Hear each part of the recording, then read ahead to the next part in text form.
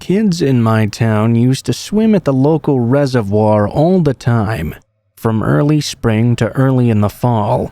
It was on what we called the Old Airport Road, a deserted, forested stretch of dirt road that eventually led to a small airport in my area, hence the name. There was a rocky cliff area that some kids would be dared to jump off from, and sometimes my friends and I would have water balloon fights from the top of there, pelting the ones down below in the water. The water was always clean and pretty cold. It was overall just a pretty and quiet spot to enjoy your time in the water.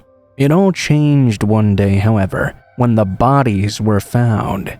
The story goes that a family from a neighboring town had gone to the reservoir after hearing about how nice it was, and decided to have a picnic and swim around for a while. For a little bit, everything was okay.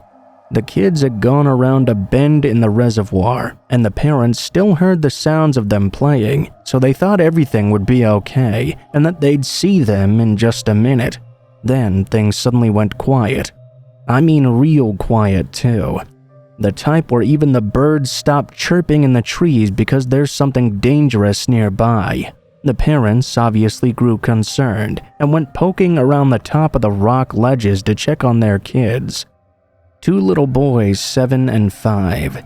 That's when they found their boys poking at something with a big stick just on the water's edge. Something bloated, distended, purple, and wearing a bright red hoodie. It was the body of a young girl, just floating there in the reservoir.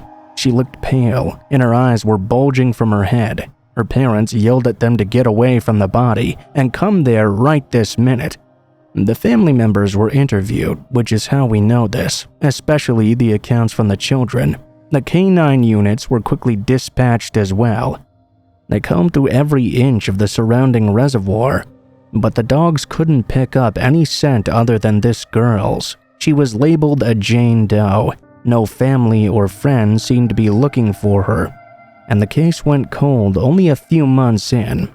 What little we do know is that she died of strangulation, not blunt head trauma like the family thought, and it's likely she had been sexually assaulted beforehand. Now, kids don't really go to that reservoir anymore, out of fear. Fear that we'll find another body just like that girl's. Fear they might become another casualty on the water for another family innocently enjoying the scenery to find. The killer is obviously still out there somewhere. Maybe he moved on. Maybe he decided to only kill once and that was enough for him.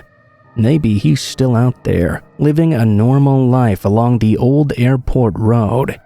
I don't know if we're ever going to find out who did this.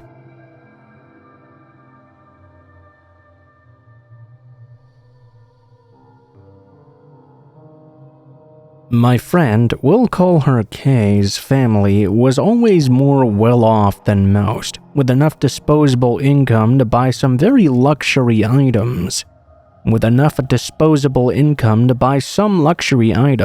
New cars, the latest gadgets or technology, even a full party boat. It's that party boat and my first experience out on the water that I'd like to focus on today.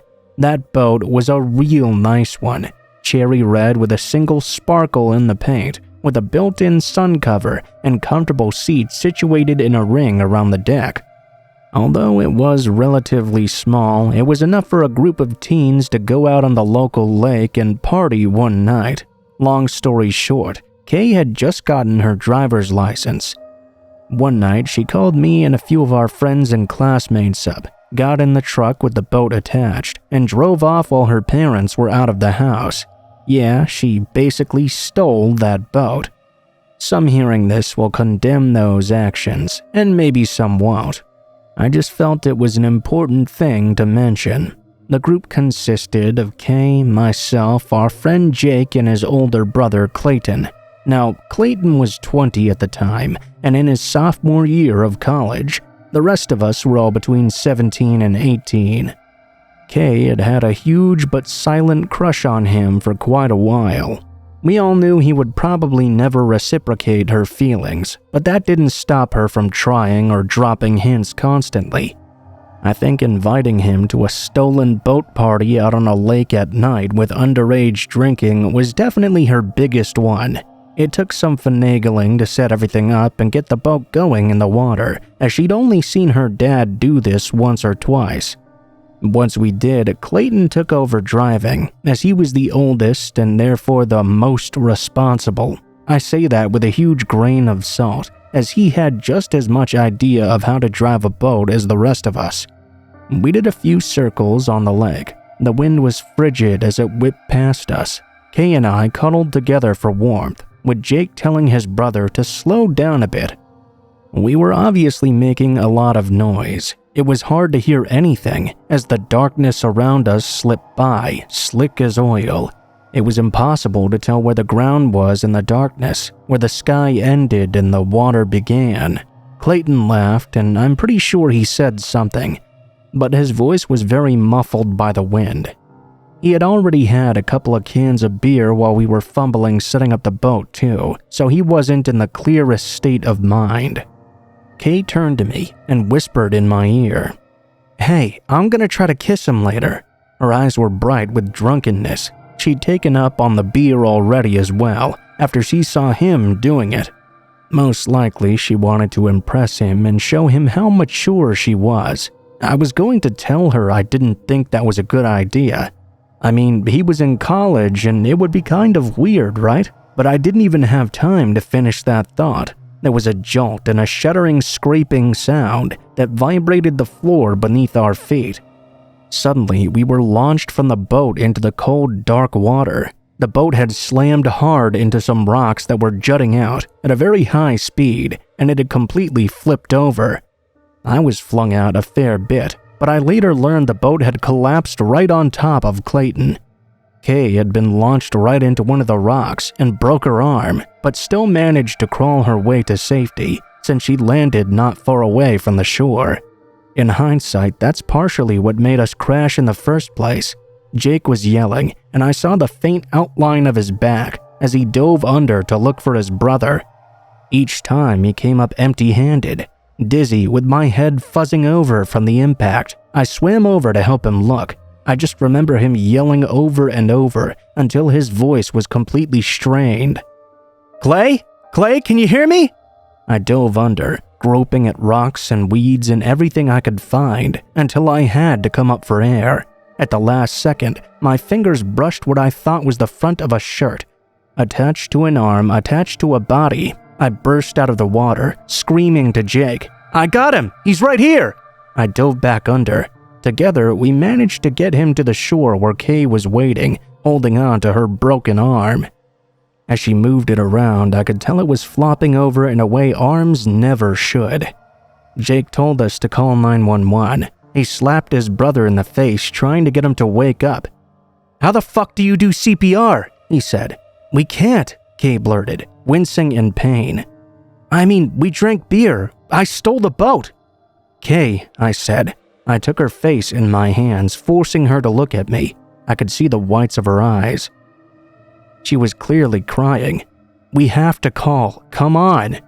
She nodded and grabbed me with her good arm. She cried as she dialed 911 in my arms. The police and ambulance came 15 minutes later.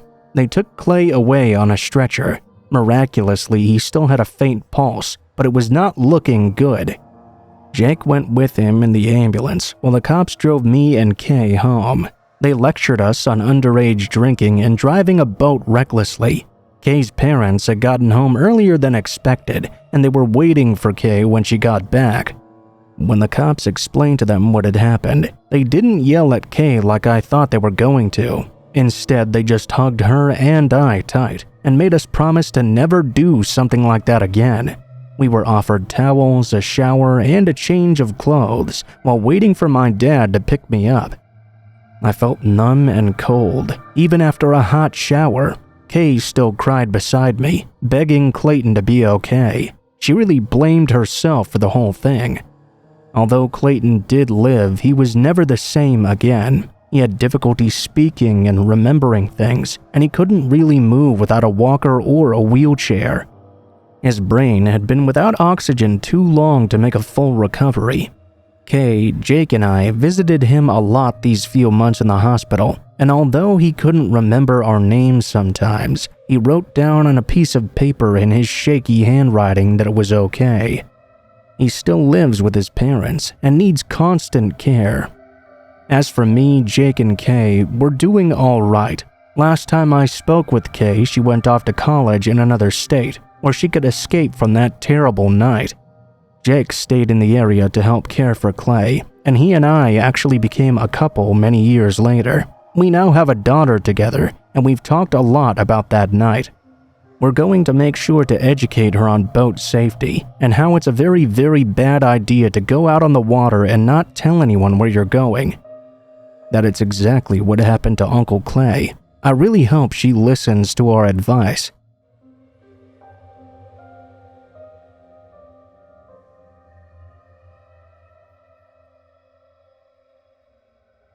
I'll start by saying that I'm deathly terrified of water. Any large, deep body of water, I refuse to go near it. Hell no. My wife finally convinced me to go to counseling after suffering through a lot of beach and pool trips with no swimming and not knowing why. That was part of the joke. She was actually really concerned about my well-being and why I wasn't opening up to her about it. When I finally did, she brought up counseling every day until I would go. My therapist recommended I journal my thoughts and open up to others about my fears so I could conquer them. After some soul-searching, I can trace my crushing fear of water to the old swim instructor I had when I was still in kindergarten. His name was Mark.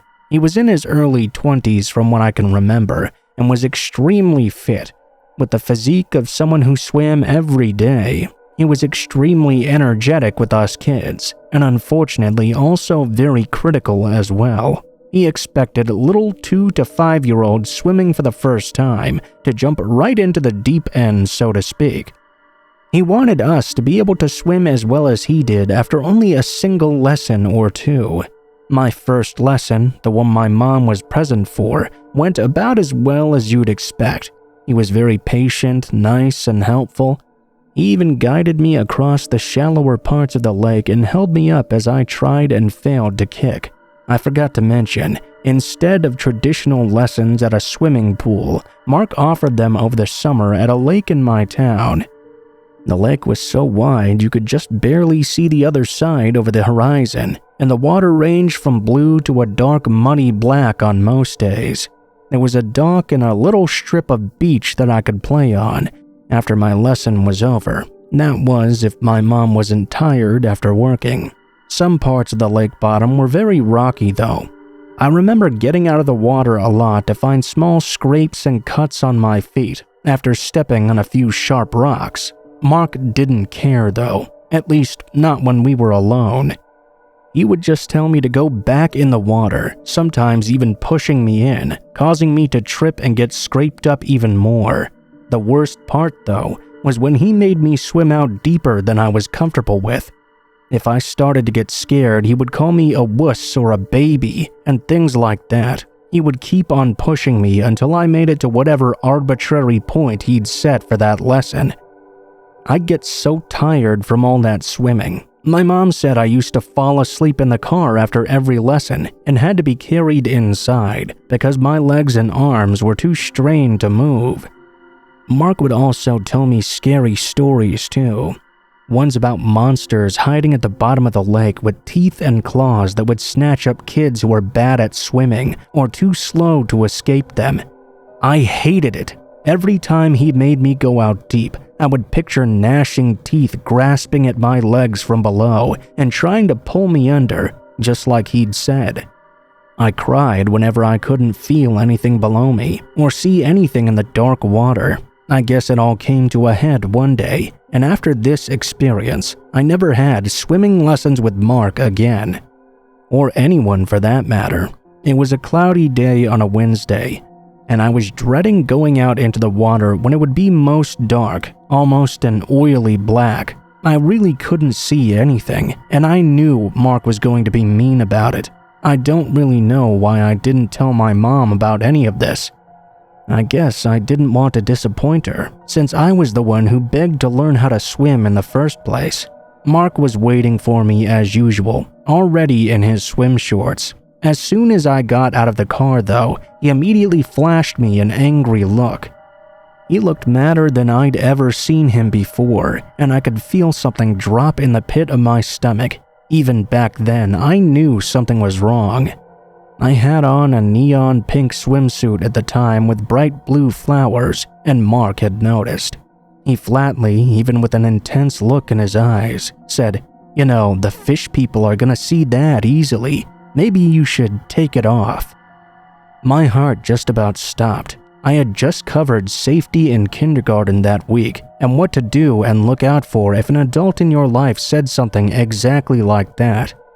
And boy, if that wasn't a get an adult you trust right away moment, I don't know what is. Just as quickly as the panic spiked, it settled though, when he said, "I'm just kidding, go take a lap." He put his hands up defensively, as if seeing the recognition in my eyes. The lake was really cold that day, and stretched on forever in that waving black expanse. I stepped out carefully on my shaking legs, wanting to get away from Mark, while also terrified about going out there. When I was about waist high, I started swimming. He usually made me go to the buoys separating the deeper parts of the lake from the shallow part, so I thought I could hang there for a minute with the excuse of catching my breath. He would be annoyed, of course, but since he couldn't reach me from the shore, I'd be okay. I turned out to not be okay. The buoys were an orange beacon as I bobbed through the water. My arms were already feeling heavy and tired, but I pushed on. I could feel Mark stare on me all the while, and though I didn't look back until I got to them, I knew he would either be angry or disappointed that I was already out of breath. I reached them and clung onto one for support. Since it was so cool out, my hands were already clammy from being out of the water, and goosebumps started to make their appearance on my body. Aside from the few birds that flew overhead, I felt completely alone out there. I nearly had a little heart attack when something splashed beside me and a hand grabbed my shoulder. In reflex, I let go of the orange buoy and sank below the surface. The hand went with me, but instead of letting me go, it held me down. The muddy water stung my eyes. I couldn't see which way was up or down. I thrashed and tried to get away from this hand. My chest hurt, and I couldn't take it anymore. I gasped for air. My mouth quickly filled up with lake water, and I screamed. Blood was rushing hard in my ears, and I couldn't even hear myself thinking. The hand tugged me up suddenly, holding my head out of the water before plunging me back down again. I didn't even get a chance to breathe in. The hand did this several more times. I can only remember a blur of water after that. I thought to myself, this is it. Mark said they'd come for me, the monsters, and they did. And then, suddenly I was back on the shore, coughing and retching, trying to fill my lungs as fast as possible. I heaved myself over onto my stomach, and water rushed out of my throat onto the ground. Mark was standing over me, grabbing my back and slapping it, making sure all the water came out. The grip felt familiar, and as I calmed down and looked up at Mark, I understood why. Instead of concern or worry crossing his face, he was laughing, not even trying to hide it. I knew then it was never the lake monsters that had dragged me under. "Come on, take it easy, kid," he said, reining in his mocking laughter. "I knew you needed some motivation, but that was pathetic. You nearly drowned." He did this to me, all to motivate me to swim better, or to scare me. As a literal kindergartner who just almost drowned, I couldn't find the words to express what I was feeling at that moment. All I could do was burst into tears and cry until my lesson was over. Mark brought me my towel and didn't speak to me until my mom pulled into the parking lot above the beach. He leaned in close, and I could still smell his breath to this day, like he'd eaten something spicy for lunch. He whispered in a low voice, "Don't tell anyone, or next time I won't pull you back up. Do you understand, kid?" I didn't say anything. I just nodded and went to the car. Mark waved to my mom and smiled as I got in. She asked me how my lesson went, and paused when I just said good. She asked if I was okay, but I didn't say anything for a long while. I guess I was in shock after what just happened. Finally, I just said, I hate swimming. I don't want to go anymore. And we never did. My mom pulled me out of those swimming lessons, and I never went to another trainer again.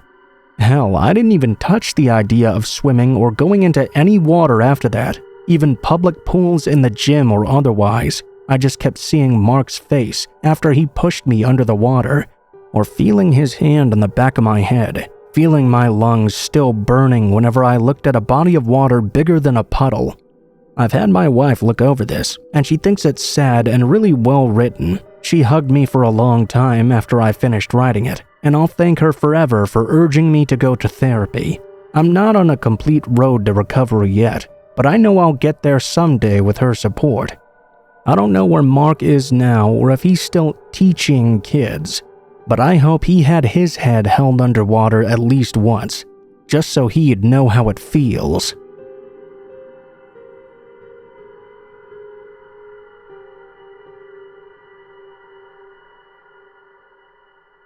The saying, blood is thicker than water, is a familiar one. It means your blood relatives or family unit should be your only loyalty, and giving them up for anything outside of it should be highly frowned upon. That being said, there's another phrase I can coin that means something more to me, associated with an event I'll never forget no matter how long I live. Blood is thicker than oil, both in the metaphorical and literal senses. It all started on the day my parents told me they were getting a divorce. We lived on a huge property by a lake at the time, in a huge log cabin-style house. They hosted parties every summer, with friends and neighbors out on the lake. There would be music, the smell of hot dogs and hamburgers on the grill, and the lake looming over the horizon, reflecting the firelight and whatever color of fireworks we chose that night. It was at one of those parties that my parents started acting really strange. They were usually on opposite schedules throughout the week, but on these weekend parties they reconnected, laughed, and danced with each other as if they were together 24/7. But that night they seemed to be on opposite sides every time I looked for them. Whenever I asked if they were going to dance tonight, my mom just straightened her mouth and didn't say anything. My dad would shrug and say he'd catch up with her later. At 13 years old, I knew something was off, but I couldn't think of anything to try and fix it. Different neighbors milled in and out of our house for water and snacks and to use the bathroom as the party went into the later hours. The breeze was still lukewarm, but eventually I had to go out to my room to get a jacket. Our house was very large, and my room was at the end of the hall at the right, on the side of the house that faced the lake. I passed a few people who smiled and waved as I went up the stairs, but aside from the top landing where the bathroom was, the upstairs was really quiet. I usually go inside once or twice to give myself a moment to breathe and decompress from these parties. I have sensory processing issues, and excessive chatter for too long makes me disassociate. That's definitely what I needed tonight. I was already feeling not all there from all the noise outside and just needed 5 or 10 minutes. That's all.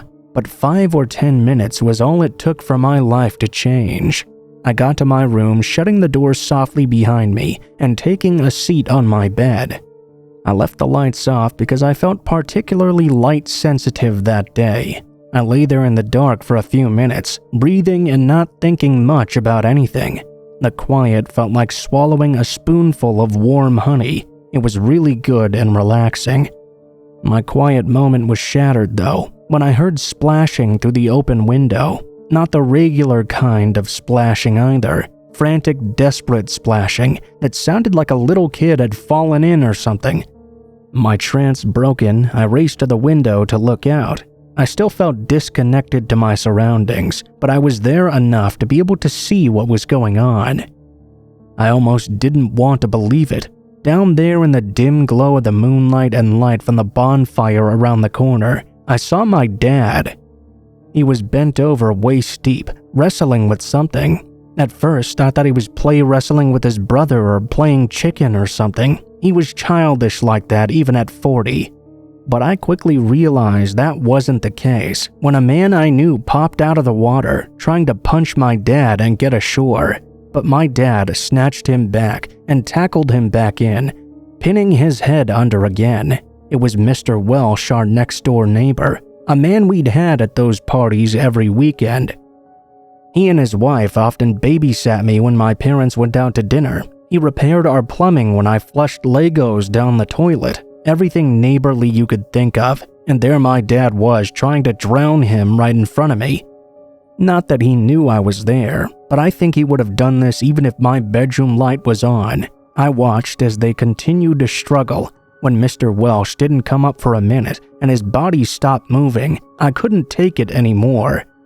I ran downstairs out the front door. People stopped to talk to me, all smiling, but I ignored them and ran past. I turned the corner of the house. My dad was there coming out of the lake, but Mr. Welsh was nowhere to be found. I looked frantically out at the water, but I couldn't see him anywhere. My dad just looked at me. His shoulders sagged. I could swear something broke inside him. He collapsed to the ground and sobbed into his hands, repeating the same thing over and over. "I fucking killed him. I killed him." My parents sat me down later and told me they were getting a divorce. The meeting was closely monitored, of course. The jail guards weren't going to let a kid near an alleged murderer alone, even if he was his son. I learned that apparently my mom had been having an affair with Mr. Welsh, one that lasted for years before my dad found out. He was devastated and confronted her a few days before the party. When she refused to leave Mr. Welsh and asked for a divorce, my dad took his rage out on the only thing he could think of, Mr. Welsh himself. He'd seen him talking and dancing with my mom at the party, and something inside him snapped. He asked Mr. Welsh down to the lake around the side of the house to look at the dock. When they were all alone, my father dragged him to the water. I still don't know how to feel about either of my parents. I was sent to live with my grandparents in another town as everything played out, and only saw them on supervised visits. I know I can't forgive my mom for what she did to my dad, but I also feel weird around my dad too, for the awful thing I saw him do. His anger was understandable, of course. It's what he did with it that makes me so unsettled. He's told me he still loves me a lot and will be there for me when he gets out. I believe him. I just don't know if I'm ready to accept everything yet. Mr. Welsh's body was never recovered. My dad was convicted purely on circumstantial evidence. Some days I think of driving out to the old lake house where I grew up, and my innocence was lost, and looking out at that great expanse of water. Maybe one day Mr. Welsh will finally be found in that lake, or maybe he never will.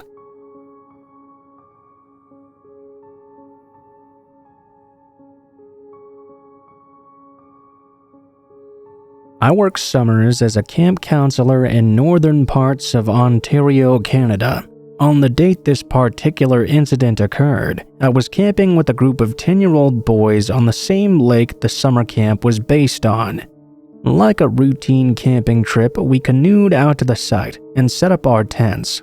Me and my coworker Mike took turns supervising the kids while we swam, built forts, and played games. We cooked some food over the fire, sat around, and told stories, cooked s'mores, the typical Canadian camping experience. At around 9:30, I tell the kids it's time for bed, and they head off into their tents, which were positioned a small walk away from the shoreline, but still within line of sight from where we had the fire pit.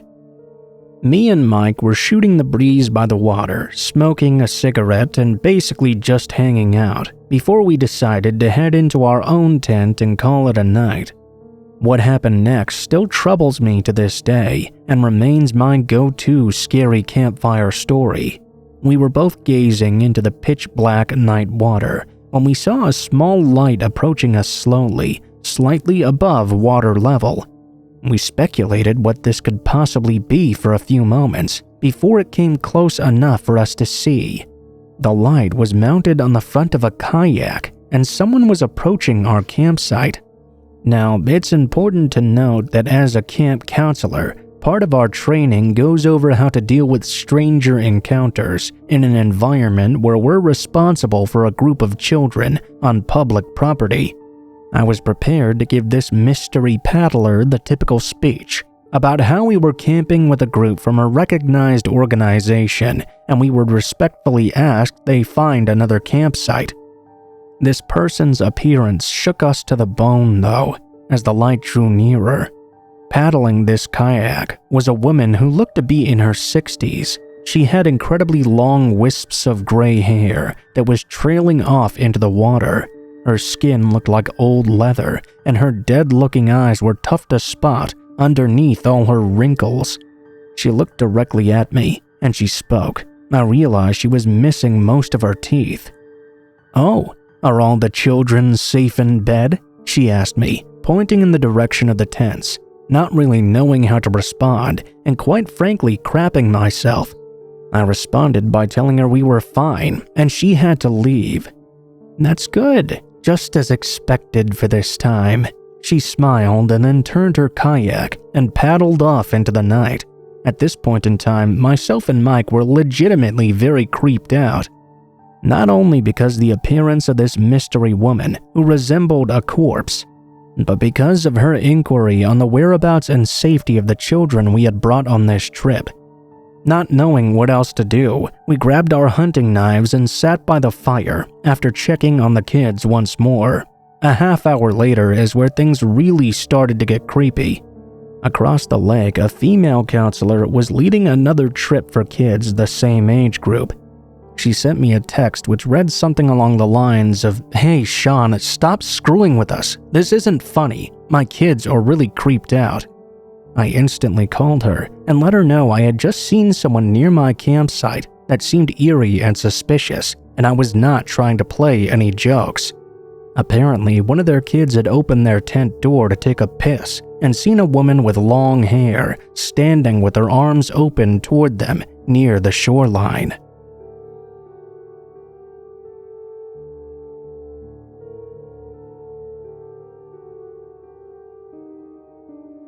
I live in the countryside in an idyllic village where half the houses are vacation homes. Not much happens here, but if you enjoy nature, it's a pretty great place to live.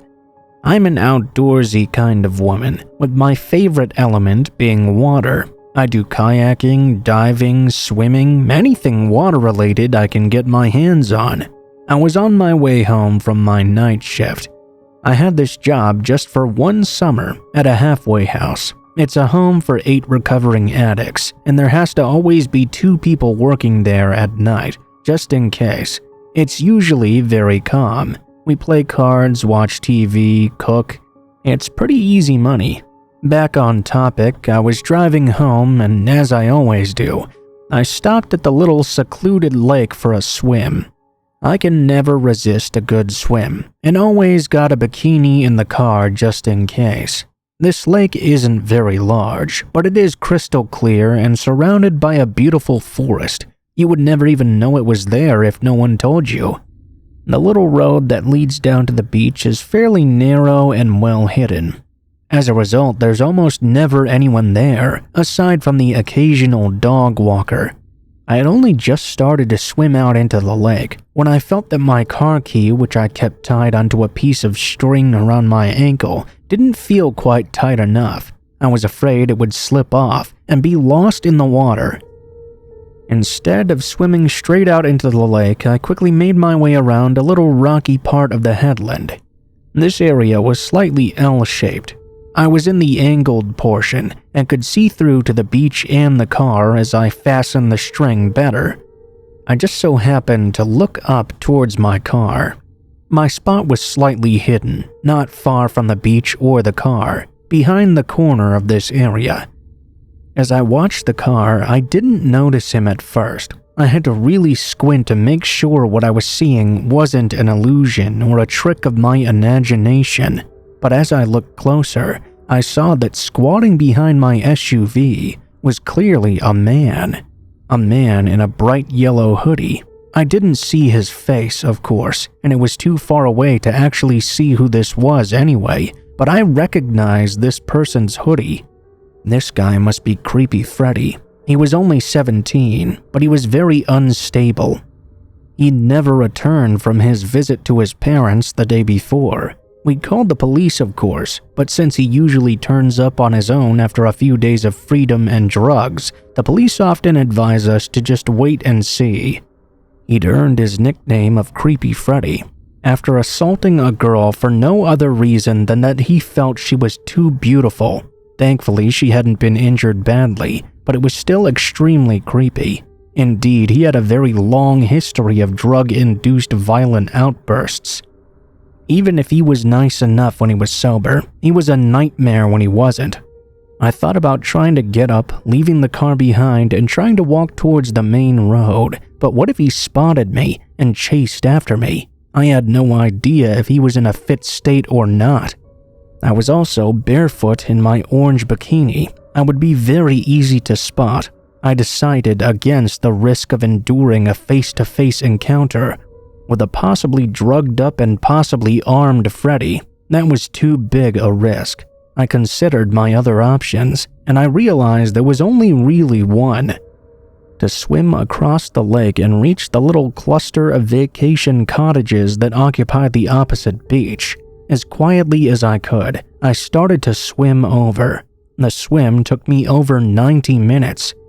I kept turning around to see if I was being followed. When I reached the other beach, I was completely exhausted and cold. I walked up the sandy beach as a young mom and her kids spotted me. I explained the situation, and she phoned the police and fed me some scones and coffee and the best waffles I ever had. The police arrived only to find Freddy gone. All 4 of my tires had been slashed. I resigned from my job at the halfway house where he stayed soon after, and Freddy is, as far as I know, still not found to this day.